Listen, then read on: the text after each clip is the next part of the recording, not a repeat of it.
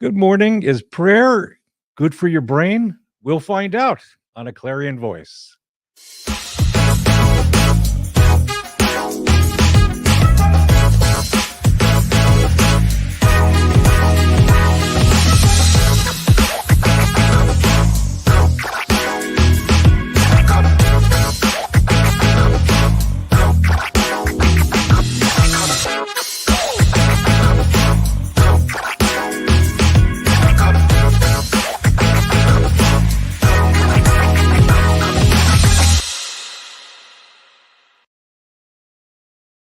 Good morning. This is Mark Sobowitz on the Clarion Voice, live from the Hub Studios, along with Mike Donaldson and our crew, Debbie and Selena. Hope you're having a good Tuesday. It seems like it's going to be a little bit cooler this today and for the rest of the week, so enjoy. Today, we're going to talk about prayer and the brain and other aspects of how the brain is affected when you pray. So I just beforehand, I just want to relate a little bit of testimony because when my late wife Kathy and I were in the first few years of our marriage, we went to a marriage encounter which was moderated by a Catholic diocese.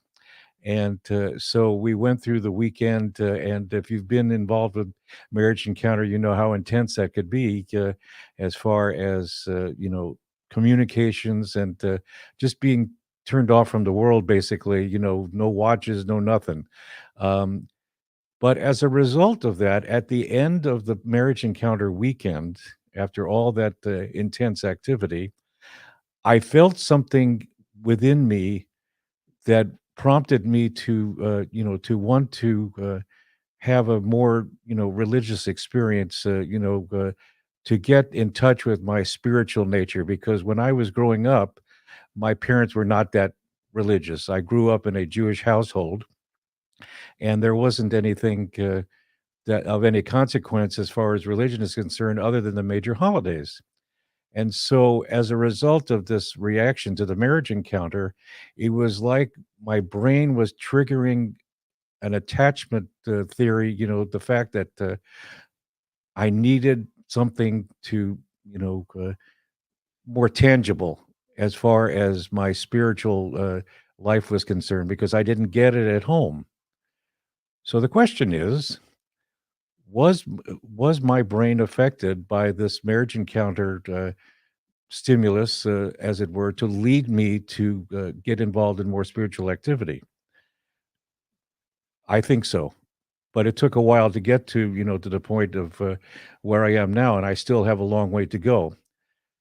But the question is prayer good for your brain? Mike, hello. Do you Good think that morning. How are you? I'm good. Do you think that prayer is good for your brain? Yes. And you say that because that was too open-ended, wasn't Right. it? Well, honestly, there's the neural pathways that make up who you are. That's your personality. All right. So all these pathways that you have gone back and forth, their memories, habits, all of the things they're dug in.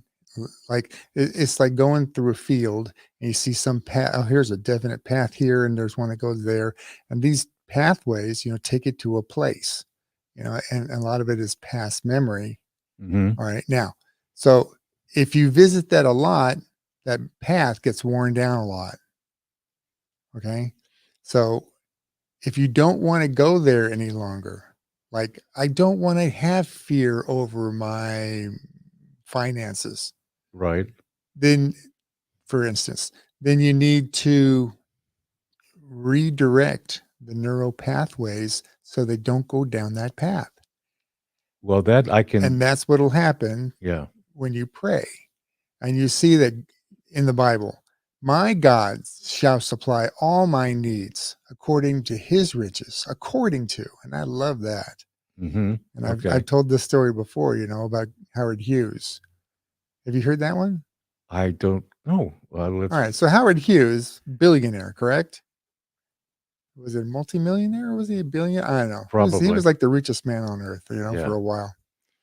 And he used to carry around a roll of dimes because every time he tipped somebody, he would tip them 1 dime. It doesn't matter what he was buying, doesn't matter what restaurant he was at, he just give any server a dime.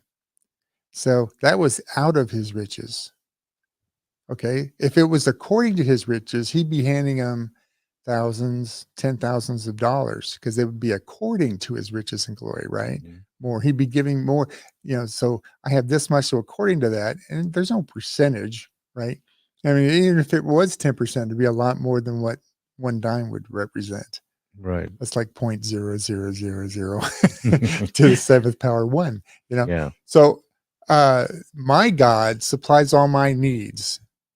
And the more I say that, the more I read that, the more I pray that, say it out loud, tell it to others, share it with people, or make a declaration of that's who I want to be, then it changes that neural pathway to believing that. And then the fear goes. I think that that's, for me personally right now, it's a discipline I'm trying to develop in Right. trying to rewire my brain, so to speak, to not to repeat some of the things that I've Past done in the history. past. Yeah. Yeah. And just, move forward because I've literally, as far as my thought process is concerned, if there's like a negative that comes up, I'm literally in my mind putting up a stop sign Mm. and saying, that's it. Nothing negative is going to enter into this space. And so I think that my brain is being affected because it's becoming a more automatic response by putting To the stop. positive. Yeah. Yes, to Yeah. the positive. And so, and also I shared with you and the guys at our breakfast on Sunday about the fact that I'm actually saying I believe in front of statements like I believe I will retire in 3 years or I Right. believe that I'm going to be debt free. But I think the more I say it, the more it will become a reality because it's training my brain to believe that, and the reality of that happening is more likely to happen than going the opposite way and say, woe is me, what am I going to do kind of, attitude. And Yeah. Like painting a bleak picture in your mind. right. Right. Because okay, so and another, incidents that I was thinking about as far as the way my brain is changing, when I was given my prayer language, there was a lady in our congregation where I was going at the time, and there was this book that was written by a New York Times reporter, John Sherrill, I think, and in any case, it was talking about him receiving his prayer language, being slain in the spirit Right. and whatever. So I must have read that about 4 or 5 times after she gave me the book. And then there was this couple in the church who were gifted with the opportunity to bring people into their prayer language, Okay. to lead them. Right. So with my late wife Kathy sitting on the couch in their apartment, they led me through like a couple of hours worth of verses in the Bible Mm. that referred to that, Okay. okay. So then after like a couple of hours, like I said, I'm standing in between them and I start speaking Okay. in my prayer language. So somehow or another, the verses that were being said to me and my willingness to receive communicated to my brain, okay, you need to speak in this, language, or this is the result of that. It was like, a response that I wasn't expecting. It wasn't, it was like programming my brain to come out with this language, whatever it was, Right. however it was going to sound. Right. And so I'm thinking those kind of incidences affect how you're going to respond to things. I'd rather see, I'm trying to not react and respond because respond takes about a 5 seconds later, and then you don't make the wrong choices and whatever, but it's training your brain to not to not go to the negative side and make what do I call a knee jerk response. Right. Okay. So Definitely a reaction. yeah. And so we were talking yesterday about, worship Mhm. and how when you've led worship in the past, you've had this heightened awareness of the spirit, Right. guiding you. So would you not say that that would be something that would be, the worship songs that you were singing and your, willingness to put yourself out there, wouldn't you say that that's something that your brain was being affected by as far as I think it affects my brain in the long run, but you got to think about. As you were sharing about speaking in tongues. I was wondering. Here's a question for you. Do you think people that spend more time speaking in tongues, using their prayer language and hearing from the Lord, do they have an easier time changing their neural pathways? Because it's all about your subconscious. When it happens, it's like God doesn't speak to you directly into your brain, but it's kind of more or less He speaks to your subconscious. And if yeah. you're using that more, that's where you need to be more in order to affect change, and your brain catches up. Right. Does that make sense? Yeah, to answer your question, before, this year, since I've been starting on all this, I would say it wasn't easy Mm. for me to do that because I kept going back to the same You're, habit, the same yeah, pattern. yeah. But now, You're a different person. yes, and I'm receiving, the messages that are being given, in my brain to say, wait a minute, you need to stop all this Right. and go in this direction. So, like to your point about changing the neural pathways, I think my neural pathways are being changed because I'm more willing to go in a more positive direction Right. because I've started to repeat things, and stop putting, the negatives in the forefront and putting it to, kicking it to the curb, Mhm. so to speak. And so, yeah, beforehand, I was just like in Tossed a and black turned, hole. I was, like tossed and turned by every yes, wind of exactly. doctrine. Yeah. Absolutely. Yeah.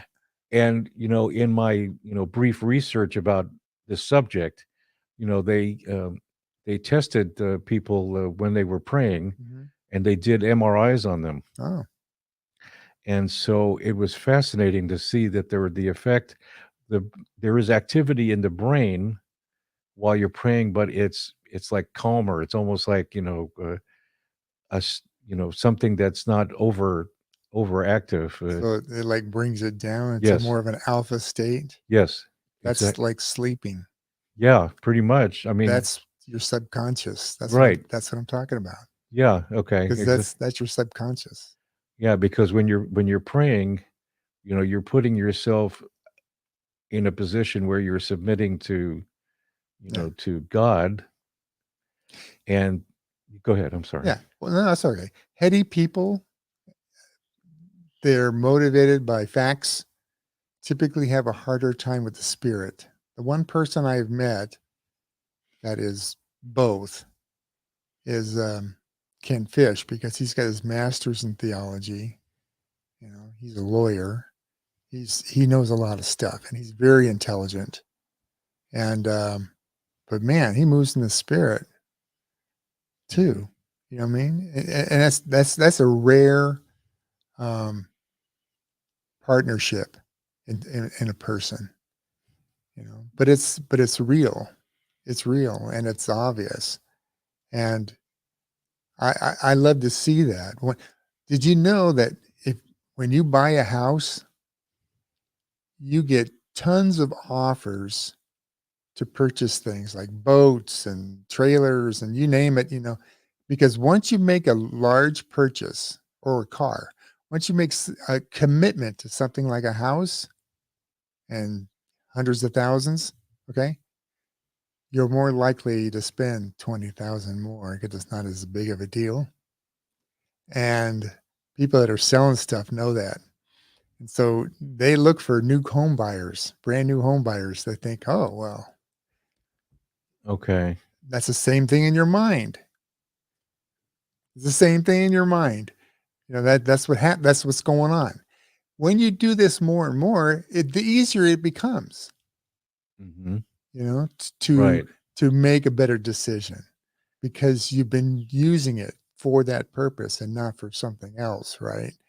You know, you I think, a lot of times people mention about uh, reading the Bible on a regular basis. yeah, Greg Laurie in Southern California with his ministry. He's always saying you got to read the Word, you got to read it consistently. And Rick Warren does the same thing. And so the more you read the Word, the more grounded you're going to get, and your brain is going to be affected by that, especially if you take the time to memorize scripture. is that the key, or is it the prayer part the key? I think it's both. Yeah. I think it's a combination of the things. You have to pray, and not like the fella at the wall where this rich man was praying, and beating his chest, about whatever he was going through, and there's this humble man that was there, and he was just very simple in his prayer, and so it was like the one person was boastful in his Oh, prayer I and see. whatever, Yeah. that thing. And then also when you have Lazarus and the rich man, where Lazarus was in hell, and the no, Right. pardon me, he wasn't in hell. Pardon me, he was in heaven, and the rich man was in hell, and the rich man wanted to, Drink of water. get what Lazarus had, right? Yeah. So, it was because of his actions and, whatever, and, which led him, to that. I know that's a little far from the subject, but it's just the fact that his actions, obviously something prompted him to be prideful. I I'd like people that to have a working knowledge of the Bible so that they're grounded enough to move up to a more spiritual level, not just so they can quote scripture 24/7, Right. because you can quote something to somebody all day long, but if you move up to a spiritual level of how God speaks to people, how he speaks to us, in whatever form that he speaks to you in, and they're all different, because God's a personal God. That's what's going to affect change in others, you know. Yeah, I I mean, if mean, you're not if you you're can just quote the scripture. That yeah, doesn't mean they're going to change. right, because that's just, maybe in the situation is using it out of context. The scripture is Well, being quoted, it could and be in context, to when you're having a conversation with somebody, but that's, y- you know, you can't refute information that comes in about somebody else that's true, like the woman at the well. That information, that kind affects people, and just puts them, puts them like, what? Yeah, it's like that Scooby Doo. What? You know, is that it's that feeling of I can't explain how you know these things, because I just met you, but here you know all these things about me. How do you do that? You know, Well, it's because God gave me the information, and that's how much He cares about you. He knows what you're going through. Boom. That's relationship. okay. So, but you'd never find that. I mean, you find situations in the Bible where Jesus did that, but you don't find how to do that. Does that make sense? How to be active in doing those types of things, I you think know? I mean, if you don't have the relationship with the Lord, then you're not going to be able to receive whatever He's telling you to tell somebody else. Right. So that's what you're saying, isn't it? I I, mean, just to have a yeah, work. it's always down to relationship. Every time I talk about something, it comes down to one thing: relationship. Well, when you share something with someone, Yeah. and they, say, how'd you know that? Right. What is their, I mean, other than saying, how did you know that? I mean, what is their response? I mean, do they Well, think, some oh, you're people just break making, out in tears. I mean, Selena just went through that when she went up north with Wes. You know, they had this, and they were doing a lot of giving people words of knowledge, and even people in the group that were saved had never seen anybody do those types of things. We should get her up here and start talking about it, huh? She's laughing. And that's it just affects people because they're like, God knows who I am. God knows me. He knows what does the Bible say? He knows and he has numbered every every hair hair on, upon your right. head. Oh my gosh. That's how well God knows me. So if he knows me, then why am I wasting my time? I remember saying that in my ripe old age of 20. What was I thinking? Why it took me so long? you know, and that's how Okay. you're the one I've always wanted. You're the one that I wanted to have a relationship with the living God, and here it is. It's incredible to think about. Well, having a relationship with God, do you think that we are hardwired for God? I mean, as far as receiving, that, or do you, What do you you mean know, hardwired? well, I mean, it's like, there's something active in your brain that is like a spiritual I, part of it. I think everybody has it. I think the problem is we get older, and our neural pathways and our habits turn into a personality. Okay. So people where it doesn't matter what you say. Isn't today a beautiful day? Yeah, but it won't be like that tomorrow. Right. Exactly. They always had that kind of comment.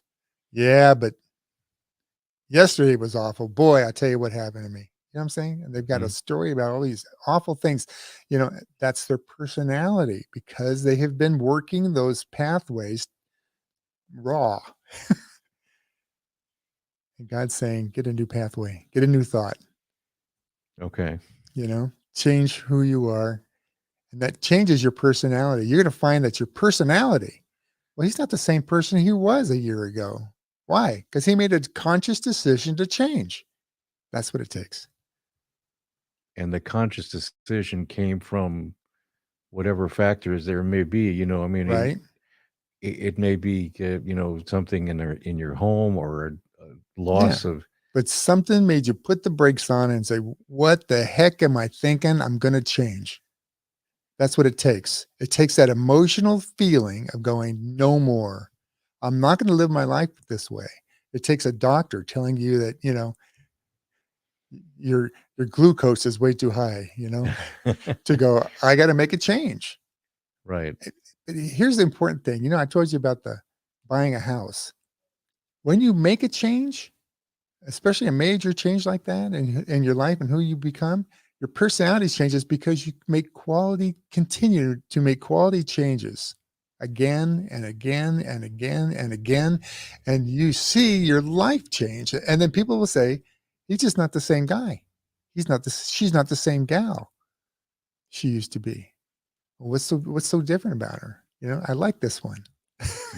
Yeah. You got such a great attitude towards life. Well, that's the way I feel because of what's happened to Exactly. me. And I see the change in you, Mark.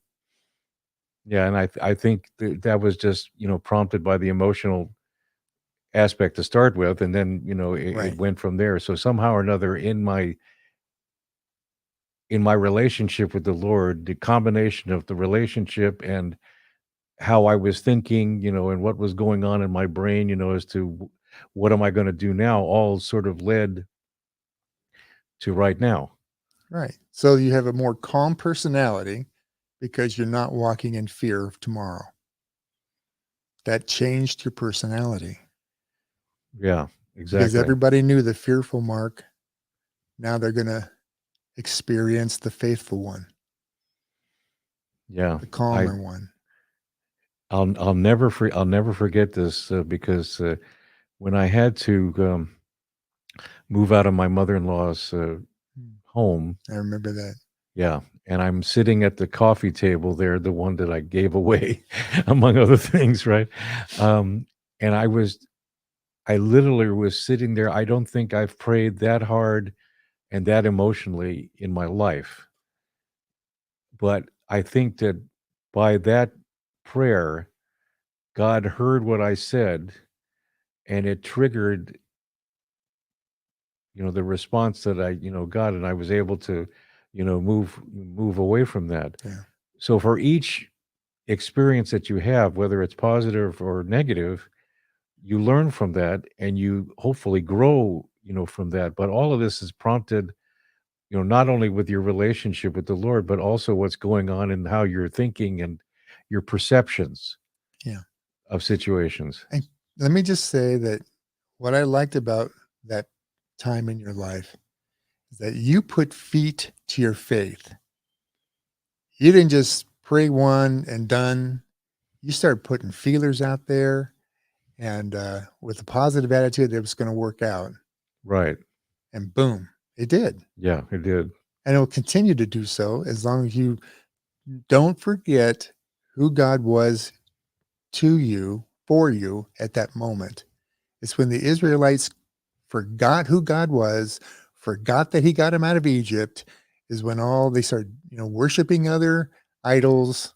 It could be the television, it could be food, it could be anything, Mhm. Over God. And then all that just what happened? It was here a moment ago. Yeah, all of this, was just the stepping stones to changing my perspective. Yeah. And I think that,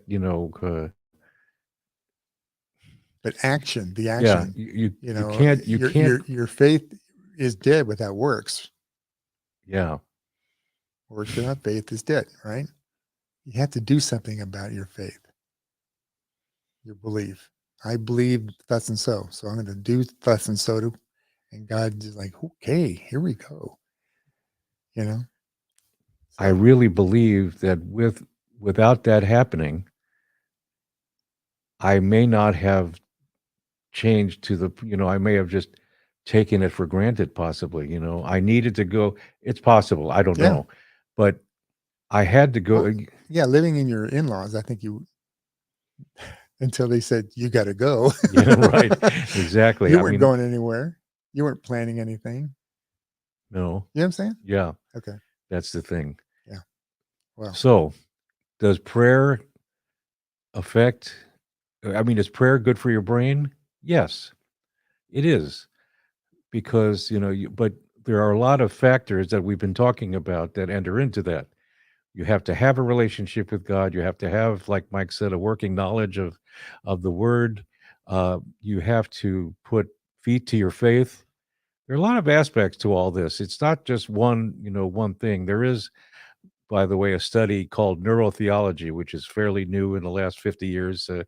Which coined by Aldous Huxley in a book that he wrote. But it's a combination of taking the neuroscience, the study of the brain, and then theology, which is, of course, talking about the concepts of the Bible, and so it's something that I would, if you're interested, you should look into that. There's a doctor who's developed this, and he's done a lot of studies called. His name is Andrew Freeberg. That's Freberg, and Google him and read into that if you like, because it's fascinating. And I did that for the last 2 or 3 days, looking into that. So long story short, there are many more factors to all this than just saying, yeah, prayer is good for my brain. It's not that simple. You have to do a lot of different things in order to develop all that. So we hope that you were interested in what we were talking about, and try to apply what we've been talking about in your life. It's only going to benefit you, believe me. So if you like this video, please share it with someone, and read up on it, and see what you think. And then if you like and want subscribe. to have more notifications, please hit the bell, and we will be glad to have you as a subscriber. And just to mention, next week we're going to have Wendy Lewis from the Echo Shelters talking about homelessness. So we hope that you'll stay tuned for that next week because that's one of those hot button issues that's been out there for quite some time. So, anyways, live from the Hub Studios, this has been A Clarion Voice, and I'm Mark Sobowitz. Thank you.